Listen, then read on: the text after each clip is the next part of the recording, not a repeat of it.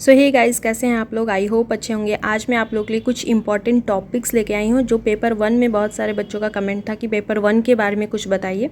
तो आज मैं आप लोग के लिए जो भी इंपॉर्टेंट कुछ टॉपिक्स है वो मैं आप लोग को पहले बताऊँगी कि आपको उसको देखना है। तो सबसे पहले ये मैं आपको बताती हूँ कि सबसे पहले आपको अगर पेपर 1 में स्कोर करना है तो आपको अपना DI अच्छा करना है। DI हर हाल में आपको अभी से प्रैक्टिस करनी है, क्योंकि 5 क्वेश्चन DI से रहते हैं और वो आपका श्योर क्वेश्चन, मतलब एक होता है ना कि अगर आपने पाँचों का 5 सही कर दिया तो आप सीधे आपको 10 नंबर मिल जाएंगे।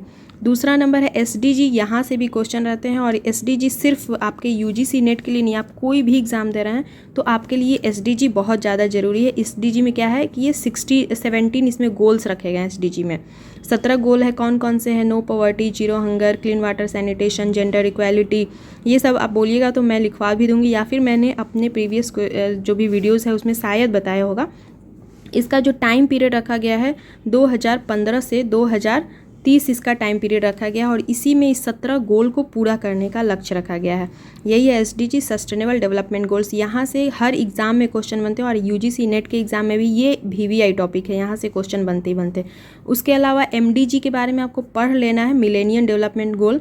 हालांकि अभी फ़िलहाल देखा जाए तो इससे उतना ज़्यादा क्वेश्चन तो नहीं बन पा रहा है, लेकिन ये SDG MDG का ही थोड़ा सा एक्सपेंसन है। MDG का गोल जो था मिलेनियम डेवलपमेंट गोल, ये 2001 से 15 तक था, तो इसका टाइम पीरियड खत्म हो चुका है। इसका है लक्ष्य कब से? 2030 तक इसका टाइम पीरियड है, जिसमें 17 गोल को आपको प्राप्त करना है। और ये हर एग्ज़ाम में क्वेश्चन यहाँ से बन रहे हैं और UGC नेट के भी प्रीवियस ईयर एग्ज़ाम में यहाँ से क्वेश्चन बनते हैं। जैसे अब मैं इसके बारे में डिटेल वीडियो बना दूंगी, लेकिन आप लोग एक बार खुद से भी देख लेना। इसमें क्या 17 गोल में आपसे पूछ देगा कि 14 नंबर का गोल कौन सा है, 15 नंबर का गोल कौन सा है, या फिर शिक्षा इसमें किसने नंबर पे रखा गया है, तो वो सारा चीज़ आपको देखना है।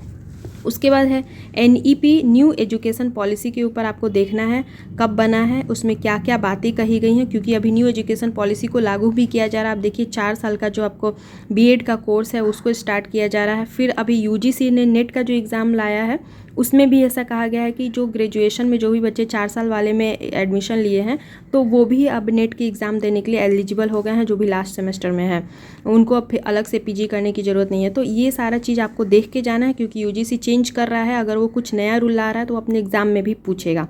साथ ही NIRF जो नेशनल इंस्टीट्यूट फ्रेमवर्क रैंकिंग है, उसमें किसका कितना रैंक आ रहा है, कौन सा यूनिवर्सिटी पहले नंबर पे है, कौन सा दूसरे नंबर पर, ये सारा चीज़ आपको देखना है। ICT में आपको MOOCs, स्वयं, ये सब चीज़ के बारे में ज़रूर देख के जाना है। हायर एजुकेशन में भी आपको देख के जाना है, ये सबसे भी क्वेश्चन हमेशा बनते हैं।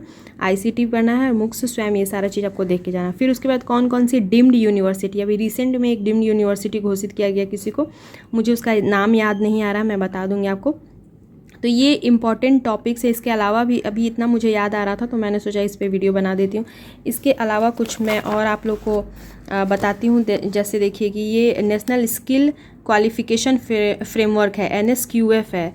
इसके भी बहुत सारे लेवल होते हैं जिसमें आपसे पूछता है। ये लास्ट ईयर यहाँ से क्वेश्चन से बने हैं, इसलिए मैं आप लोग को ये बता रही हूँ।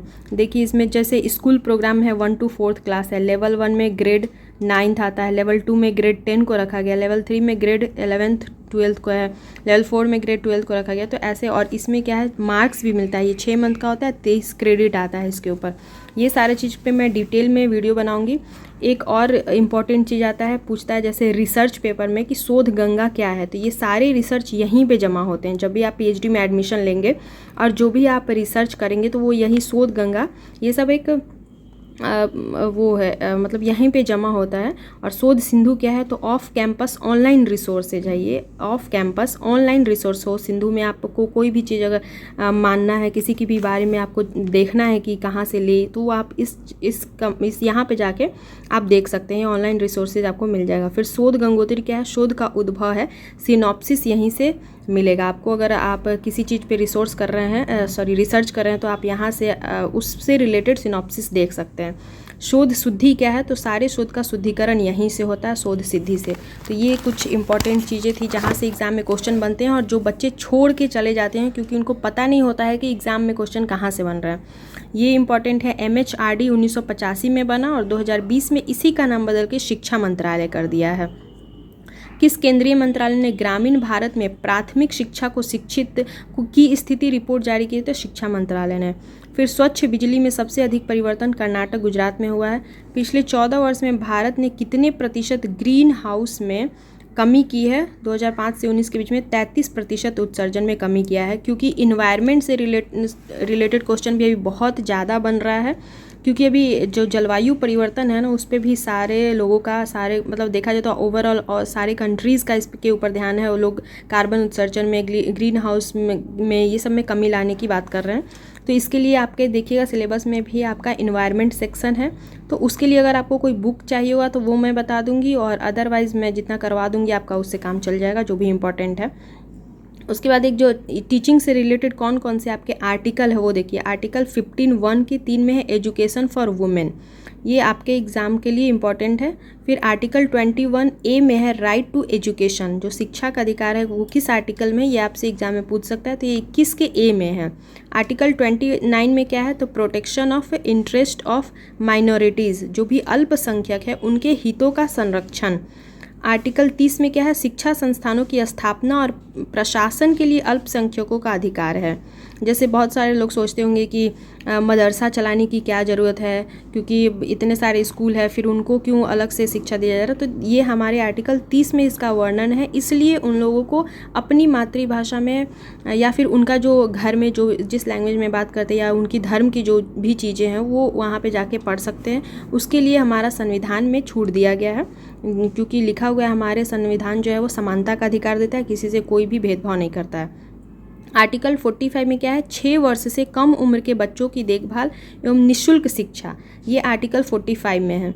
आर्टिकल 46 में है SC ST और कमज़ोर वर्गों की शिक्षा का प्रावधान किया गया है इसमें।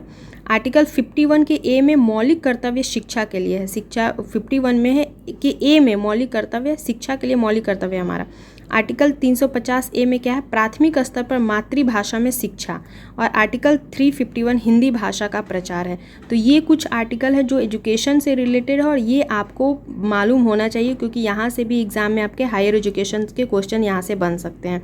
तो आई होप आप लोग को ये समझ में आ रहा हो, और इससे भी मैं डीपली थोड़ा वीडियोज़ बना दूँगी। अभी फ़िलहाल मुझे टाइम नहीं मिल पा रहा है, लेकिन कल संडे में जो भी इंपॉर्टेंट टॉपिक और लगेगा पेपर 1 में, तो वो मैं और आप लोगों को करवा दूँगी। मिलते हैं नेक्स्ट वीडियो में, टिल देन बाय बाय।